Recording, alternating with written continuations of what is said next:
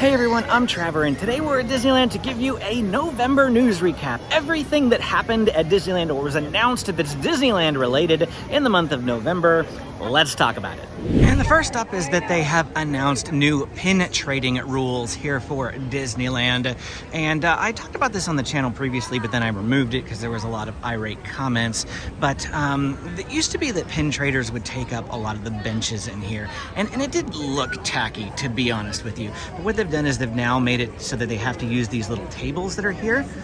Pin traders are not allowed to take up benches. It used to be that you would see pin traders even over here with booklets and booklets and booklets of pins on display, taking up every available seat in Frontierland.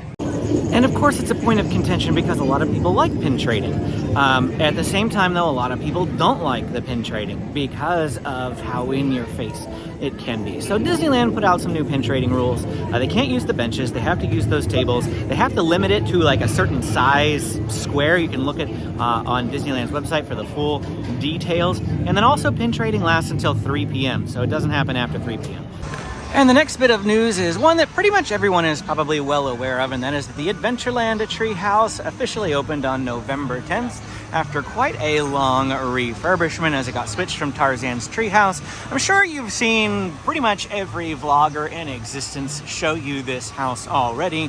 I know I did not put a video up because I try not to compete against, you know, what everyone else is doing. But here's some clips of, you know, my journey through it. It is actually a lot better than whenever I did it. I came the first weekend. It was the third day it was open, and this whole area was a line.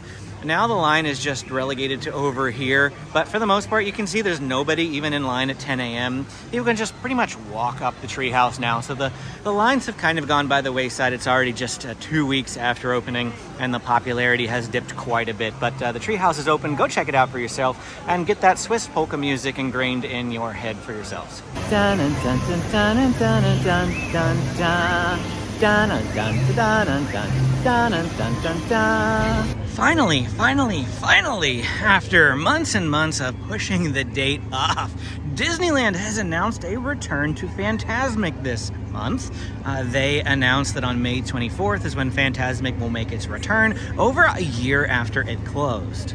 I was here for one of the last Fantasmics before Murphy the Dragon exploded into a ball of fire and lit the entire lake with flames. Yes, I was not here for that one. That would have been fun, but but I was here just before. It is actually my first and only time ever watching Fantasmic here at Disneyland. I've seen it at Disney World. My first time seeing it here at Disneyland. I'll put the video down in the description if you want to see that video of my experience with the Fantasmic dining package in my review. I'll put that so you can watch it. But Fantasmic will be making its return, so maybe you'll watch that video if you're planning on coming after May, so that you can think about going to Fantasmic. Again, that happens right here in this area. Usually most of the performance is right over there on Tom Sawyer Island. I don't think they're going to have Murphy the Dragon back. I believe they said that was not going to be making its return with Fantasmic, but at least the show itself is coming back, and you know, we'll have to see and check out the new modified format. And the last item for here at Disneyland, oh look, it's Chip and Dale! The last item of note is that, and I was actually here for this, a lamppost fell down. I'm not sure where it was. The lamppost over here fell down in the high winds the other day. I was looking for the spot because supposedly a railing was dented. It was around here. I can't find the dented railing, which means Disney probably replaced it already, but it happened right around here. It was so windy the other day. I mean, so windy when I was here. It was like 30-mile-an-hour winds, and it was, I mean, I was afraid my hat was going to blow off. That's just how windy it was. And a lamppost here behind me got knocked down in those and made strong winds, and 3 people were injured. It's just something that happens here, I guess. News, not really impacting your stay, but just so you're aware of, you know, what's going on here at the park. Before we hop over to DCA, I am stopping at Galactic Grill to grab a Christmas lunch item that I thought I'd show you guys. And here it is, the Hyperdrive chicken sandwich. Looks like we've got 2 slices of provolone cheese, a piece of chicken, 2 onion rings, and lettuce. And then we got a side of fries. It looks pretty good. I'll probably take off one of the onion rings because it's too thick otherwise. And I'm definitely going to be taking the lettuce off. The cheese and the chicken is just fine by me. Oh, looks like there's some barbecue sauce on there. Wow, this is bigger than I thought. It's like sticking out the back end there. This is a lot of sandwich. That was decently good. I mean, compared to Galactic Grill, what they usually have. Thought it was decently good. The sauce was actually like a strawberry jam. Maybe it was cranberry. I don't know. Probably cranberry makes more sense as a holiday meal, but tasted kind of like strawberry to me. Anyway, it was way too big. Like, I don't know. I ate just over half of it and didn't hardly touch any of the fries. Just a little bit over half of the sandwich. So easily splittable. I mean, that thing was huge. This next item isn't really news, but something I wanted to update you on. In a previous video, I talked about candy canes, and then I put the wrong date in the video, and I had to scrub the whole section from the video. So if you're like watching our Christmas tips video and you're like, oh, why is it Skitter there? That's why, because I had to remove it. Found a 2-year-old post. So candy canes are back at Disneyland. They're at Disney California Adventure behind me. They're also at Disneyland behind me, and they're only on certain dates. They're never in the same park at the same time. And here is a shot of the Instagram post from Disney Eats that has the exact information. It also looks like they're going to have a mobile wait list. Now, I don't exactly know what that means. Is that you still wait in line and then you get a mobile return time when you're waiting in line? Or does that mean you just need to be in the vicinity and at like say 8 o'clock, the wait list opens up and then the first person to push in before all the stuff is gone gets it? I don't know. We're gonna have to wait and see when the first date becomes available and what happens. But yeah, just some information on candy canes for you. The official post from the Disney Eats official Instagram page. Probably the biggest piece of news to hit the Disneyland Resort in the month of November is that the Avatar experience has been noted to be opening in Disney California Adventure.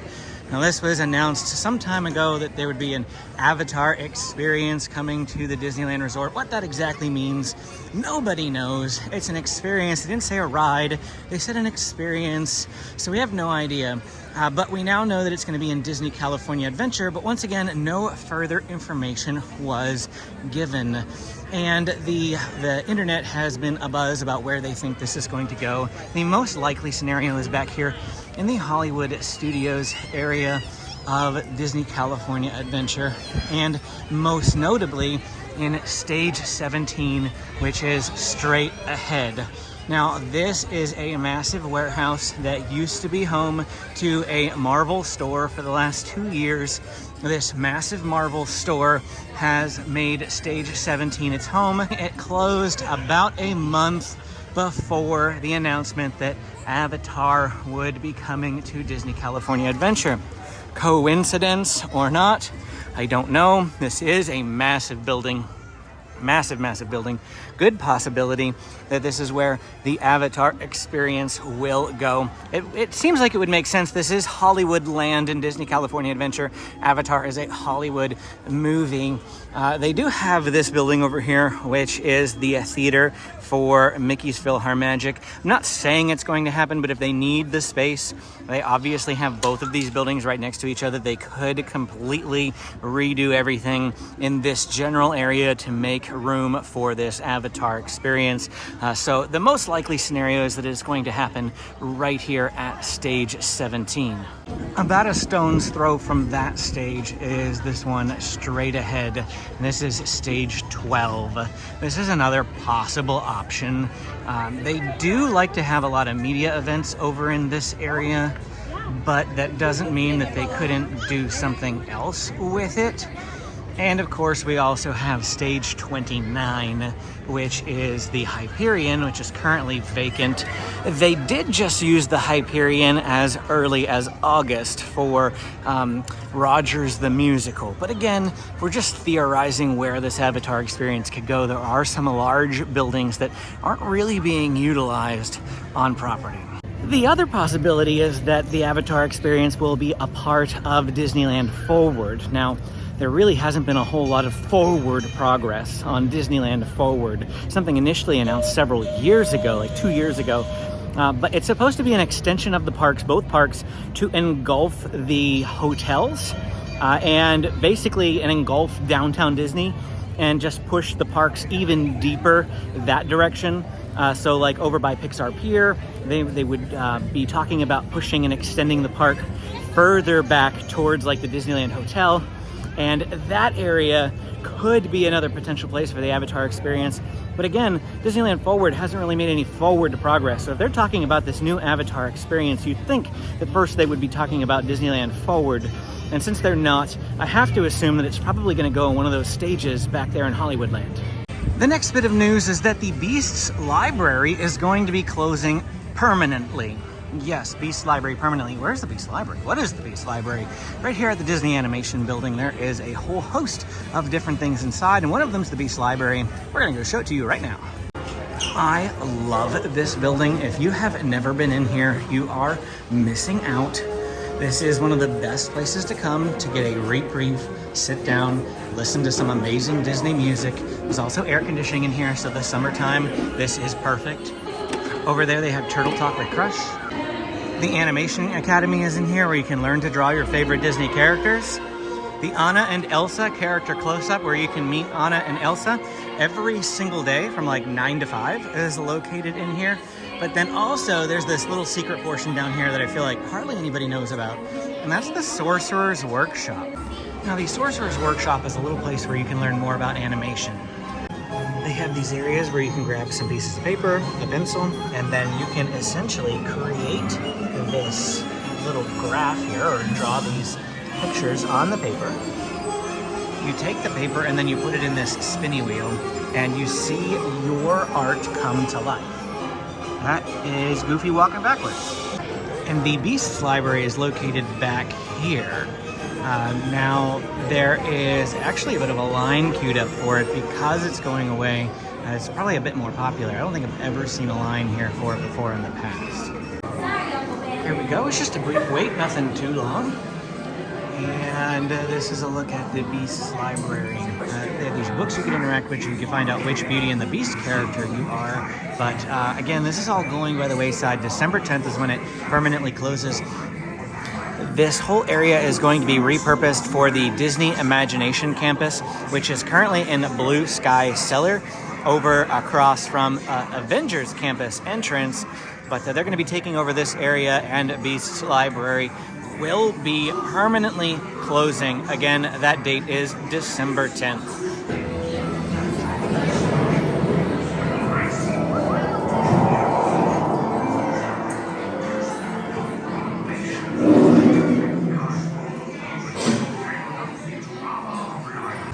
Now, as I mentioned, Beasts Library is being replaced with the Disney Imagination Campus, which has previously been housed here in the Blue Sky Cellar, which is the building to my left.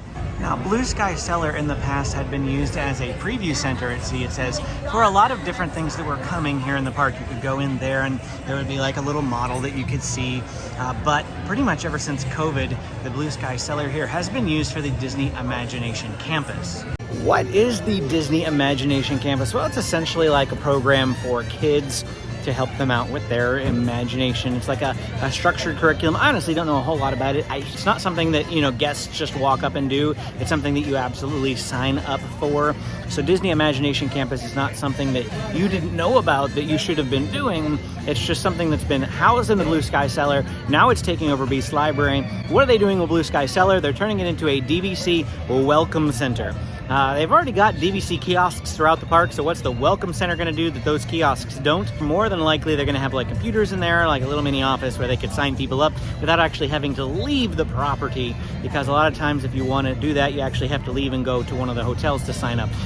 And the last item for today's video is actually a bit of an update from last video. I mentioned that Little Mermaid will be going on Lightning Lane, and we didn't know the date. It already has happened now.